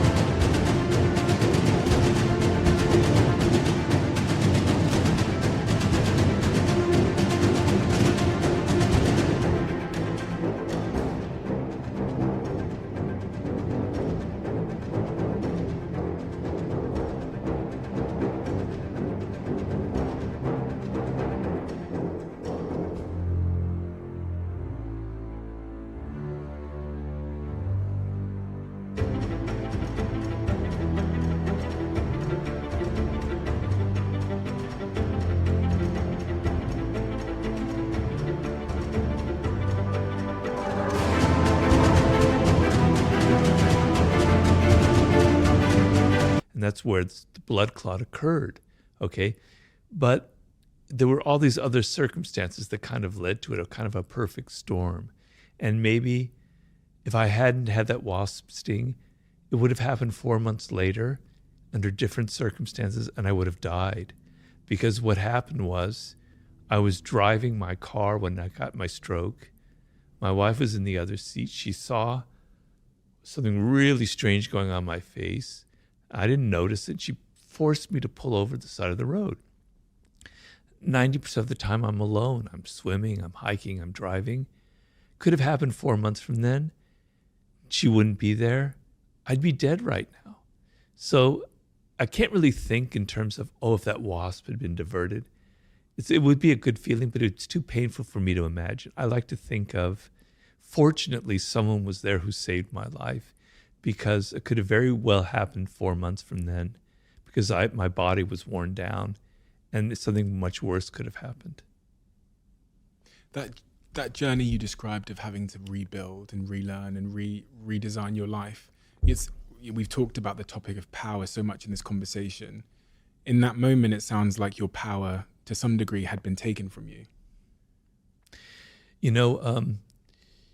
You learn, like, at least for me, when I looked at people differently after my stroke. I had more empathy for them.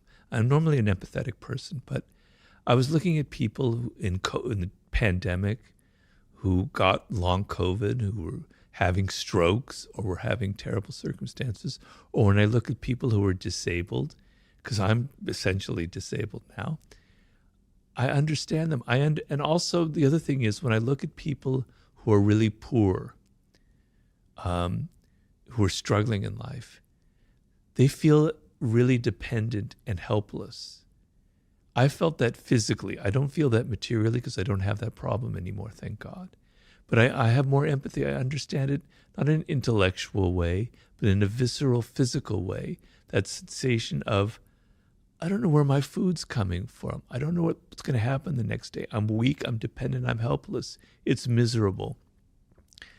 I kind of understood that feeling now on a different level, on a level that affected me personally. And it's a lot different than having it affect you in an intellectual way.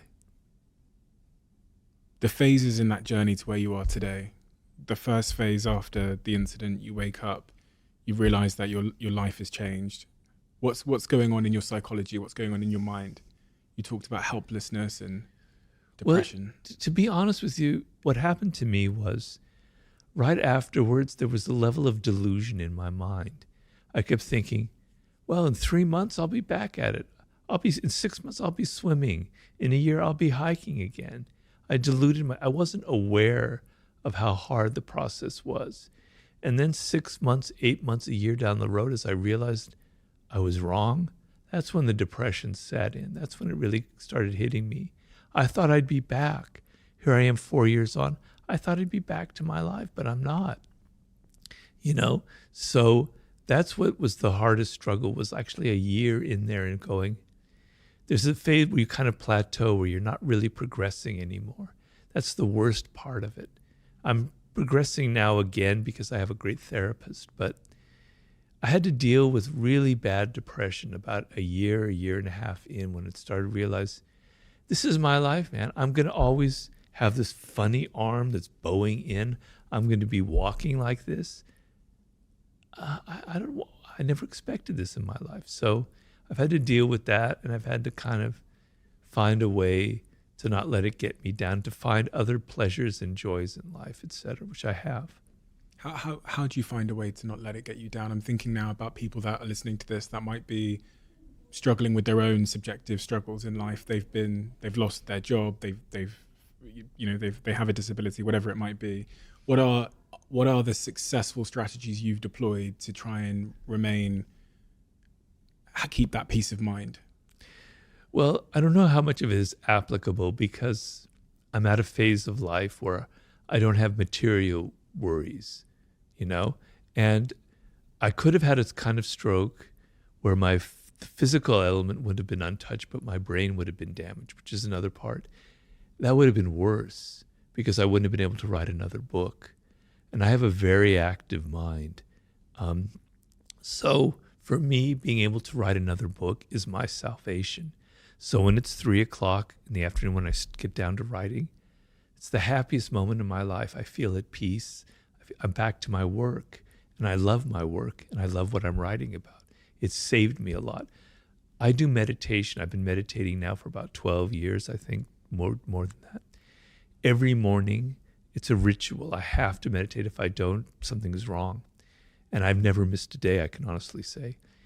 And it just calms me down. It just gives me a strength throughout the whole day. So I get up 7:00. The sun's usually shining because it's Los Angeles. And I go, it's the morning. I'm greeting the morning. I'm greeting the sun.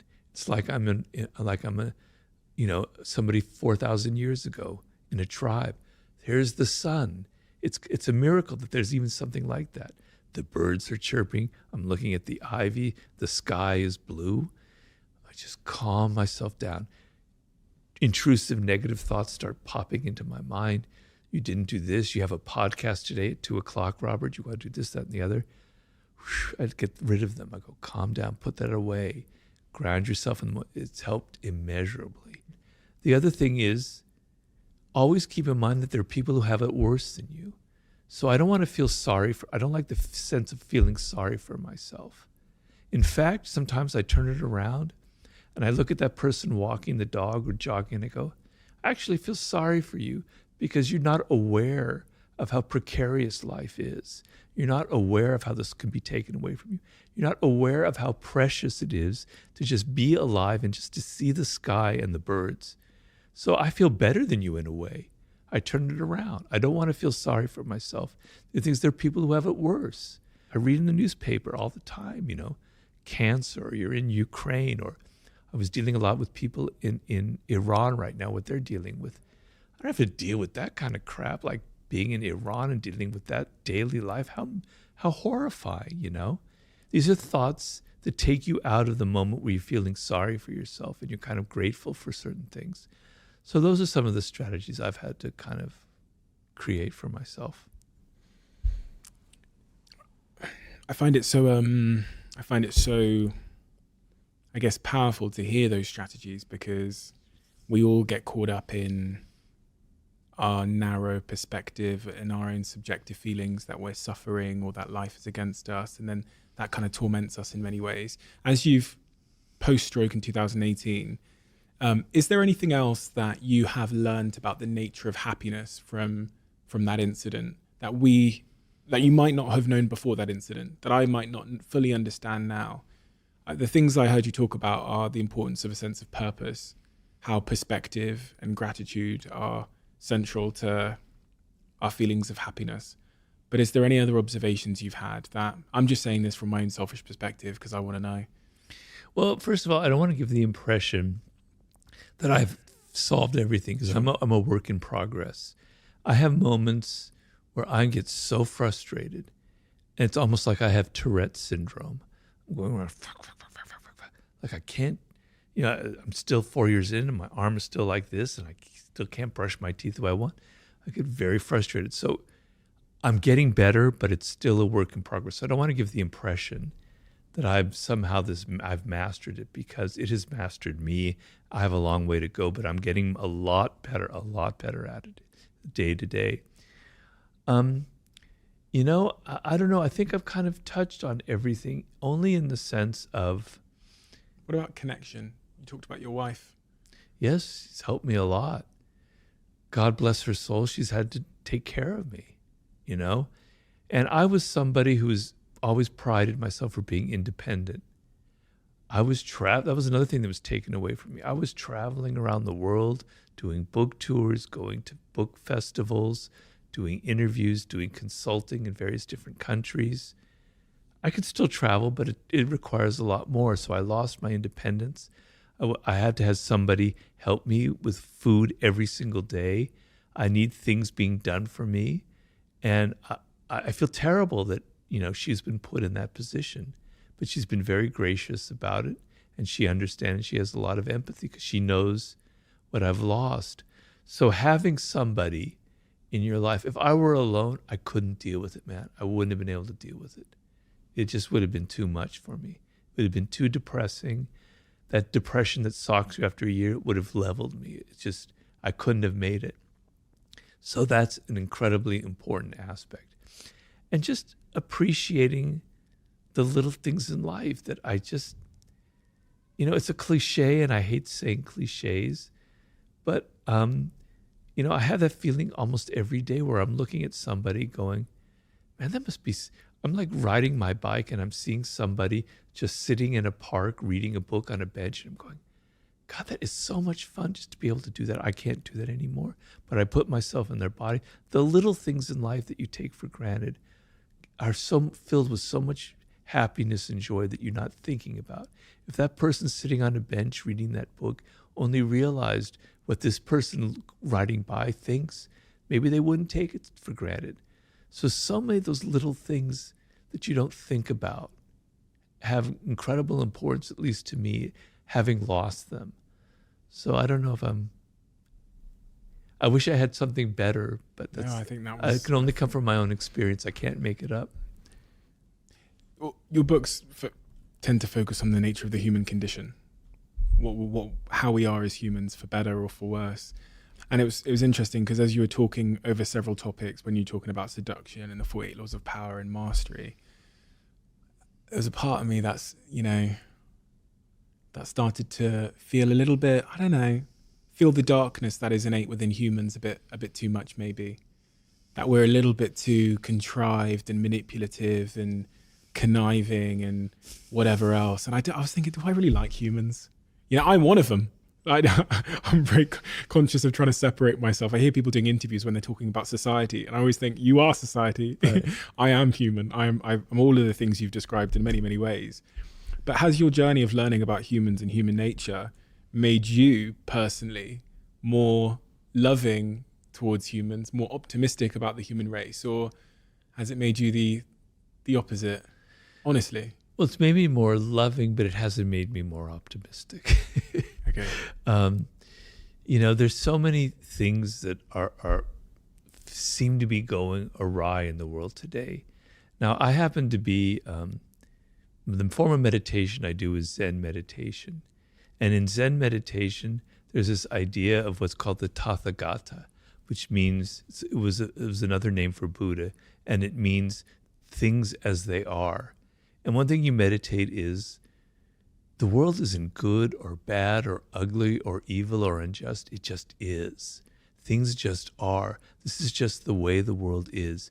This is the karmic chain, the wheel of Dharma that's been going on for thousands of years. It just is. It's just the state of affairs. It's your discriminating your mind. It's your mind that creates all of these things. Let go of that, and you can connect to the way the world is without judging it, and it becomes this very beautiful place. And so a part of me wants to think of this is just the way things are, but a part of me goes, this isn't good the way things are, and I hope they're changed. So knowing human nature and knowing how human nature tends to twist things, how whenever we invent a new piece of technology, it could be the telephone, it could be the television, it could be the internet, it could be cryptocurrency, or it can be, AI.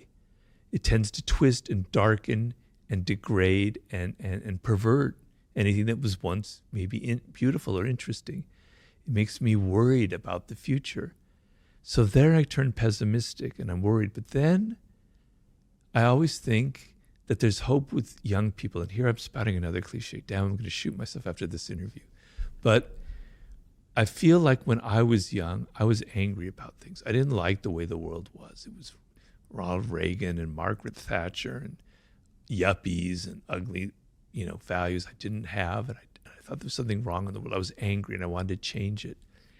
Young people are still like that. And I think a lot of young people, Gen Z or whatever the next one is, whatever they call them, I don't know yet. They're growing up in a world that isn't healthy, that isn't right. And when you're young, you have all these energy, all this physicality, and you don't like it. You don't feel comfortable in it. And I know a lot of young people don't feel comfortable. And at some point, they're going to rebel. And they're going to say, I'm tired of all this virtuality. I want something real. I want real experiences. That spirit of rebellion that I see seeds of and signs of gives me hope. And I hope that it continues. Because I remember once I had a dream, probably the most memorable dream I ever had. It was maybe about 15 years ago or so. And I dreamt that I was there in the year 2072 or something like that. I was walking around the year 2072. It was the streets of New York. I was going, wow, everybody looks so happy. Humans finally figured out how to do well in this world. They figured out what matters. There's hope in this world. That was my moment in that dream. This has always sort of stuck with me. Maybe that will happen. Maybe it won't. I don't know. I'm not Nostradamus. But, so I struggle with that. I struggle with part of me is pessimistic and part of me seeks seeds of hope, particularly in young people. And I really, really, really wish they figure it out, because my generation and generations before, we've kind of screwed this world over. Things aren't good right now. And I'm hoping that spirit of rebellion, that young energy, will kind of come and kick the apple cart and say, screw all this, we want a different world. We have a closing tradition on this podcast where the last guest asks a question for the next guest, not knowing who they're going to ask it for. And the question that's been left for you to answer is, in adult life, when were you most happy and why? And then brackets, it says, are you this way now? And if not, why?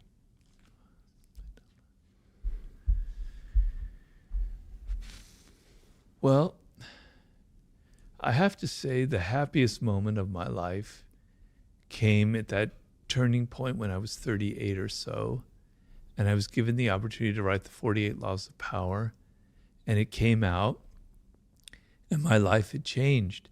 And so the contrast from being in a small apartment, rather poor, rather desperate, where people were beginning to worry about me, and suddenly things were clicking together, and I was having fun, and I was having all these adventures, and I had a reasonable amount of money. The shift was so radical and so dramatic that it was extremely exciting, and it was almost like a drug high. It was pretty damn intoxicating. I don't have that now because it's 25 years ago, and I'm kind of still riding off of that, and the high has worn off. But I can remember in my body how depressed I was and that feeling, and I never lose it. I'm very grateful for what I have because I know it could have turned out very differently. So I still feel that initial happiness because I know if you have success when you're 24, you're not ready for it. You don't realize how evanescent it could be, how it can disappear, and how important it is. I never had that because I struggled for so long and so many bad jobs. So the happiness, the euphoria isn't the same. It's not the same intensity. But I'm still riding on that wave because I know where I was before it happened. And it's been an amazing journey. My wife, who's been there for it with it, goes, can you believe that you were having dinner with Stevie Wonder? When you were 12 years old, you told me, Robert, that was the first album you ever bought, was Inner Visions. And what would you have told yourself when you were 12 years old that this was what's happening? I go, whoa, I would have flipped out. It's been an amazing journey. I can't complain. My whining complaint card was taken away from me in 1998 when I published that book. And so I'm still feeling the last vestiges of that euphoria from back then. Robert, thank you. Thank you so much. I've been a tremendous fan of your work for what feels like forever in my life, and your wisdom, your willingness to confront difficult subject matter that a lot of people would avoid because there is darkness enlaced in a lot of the subject matter that you've written about in some of your books. But it's very human, important, as you say, objectively neutral darkness that just is. And for you to confront that over and over again in your work it makes it some of the most important work I think anyone could do, because it's the work that a lot of us avoid. But your vulnerability and openness today as well have been like a shot at my arse in terms of gratitude and the importance of perception as it relates to our happiness and our sense of self. So thank you so much. I've really enjoyed this conversation more than I could express in words. Thank you so much, Stephen. It was a great interview. I was telling Jemima that I've done thousands of these podcasts, and I can tell, I've done my 10,000 hours, I can tell a great interviewer from a mediocre interviewer, and you were in that elite category. Oh, wow. Because you ask really great questions, and you're a great listener, and it's been really fun. So thank you so much. I appreciate the opportunity. It means a lot to me. Thank you, Robert. Okay. You're welcome. Quick one. As you guys know, we're lucky enough to have Blue Jeans as a sponsor and supporter of this podcast. For anyone that doesn't know, Blue Jeans is an online video conferencing tool that allows you to have slick, fast, good, quality online meetings without any of those glitches that you'd normally find with other meeting online providers. You know the ones I'm talking about. And they have a new feature called Blue Jeans Basic, which I wanted to tell you about. Blue Jeans Basic is essentially a free version of their top quality video conferencing. And that means that you get immersive video experiences. You get that super high quality, super easy and zero fuss experience. And apart from 0 time limits on meetings and calls, it also comes with high fidelity audio and video, including Dolby Voice. They also have expertise grade security, so you can collaborate with confidence. It's so smooth that it's quite literally changed the game for myself and my team without compromising quality at all. So if you'd like to check them out, search bluejeans.com and let me know how you get on. Over the last couple of, maybe 4 months, I've been changing my diet, shall I say. Many of you who've really been paying attention to this podcast will know why. I've sat here with some incredible health experts. And one of the things that's really come through for me, which has caused a big change in my life, is the need for us to have these superfoods, these green foods, these vegetables, and then a company I love so much, and a company I'm an investor in, and then a company that sponsored this podcast and that I'm on the board of, recently announced a new product, which absolutely spoke to exactly where I was in my life, and that is Huel. And they announced Daily Greens. Daily Greens is a product that contains 91 superfoods, nutrients, and plant-based ingredients, which helps me meet that dietary requirement with the convenience that Huel always offers. Unfortunately, it's only currently available in the US, but I pray that it'll be with you guys in the UK too. So if you're in the US, check it out. It's an incredible product. I've been having it here in LA for the last couple of weeks, and it's a game changer.